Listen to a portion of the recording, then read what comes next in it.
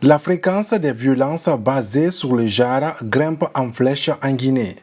Selon le ministère en charge de la protection féminine, plus de 150 cas de viol sont notifiés de janvier à septembre 2024. Le dernier cas de viol est celui d'une fillette de 8 ans qui malheureusement a perdu aussi la vie. Le gouvernement condamne avec la plus grande rigueur ce crime crapuleux. Le gouvernement porte à la connaissance de l'opinion nationale et internationale la prise des 3 mesures ci-dessous.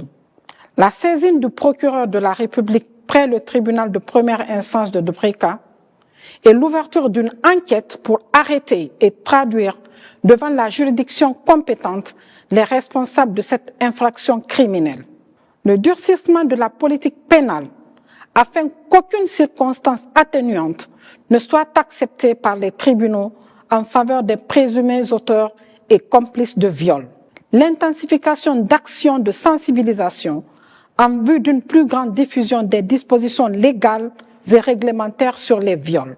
Le système des Nations Unies en Guinée interpelle les autorités de Conakry à un sursaut et à une mobilisation collective pour éradiquer le viol et toutes les formes de violence sexuelle.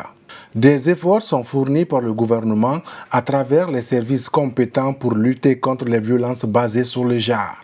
Aujourd'hui, les organisations de la société civile, dans le code pénal, sont autorisées à poursuivre les auteurs, même si la famille désiste ou la victime désiste, la procédure continue, les ONG peuvent continuer. Ça, c'est une avancée majeure. Et aujourd'hui, on n'attend pas les assises, on n'attend pas les cours d'assises, mais on traite au cas par cas. Le suivi est permis, on ne nous cache rien. Quand on vient là-bas, on a des informations qu'il faut. Pendant ces 16 jours d'activisme, il sera question pour les acteurs impliqués dans cette lutte de sensibiliser, mobiliser et renforcer les actions visant à protéger les droits des femmes et des filles en Guinée. Lors du lancement de ces journées, le ministre guinéen de la Justice a promis que les pesanteurs socio-culturels n'empêcheront plus la justice de dire la loi.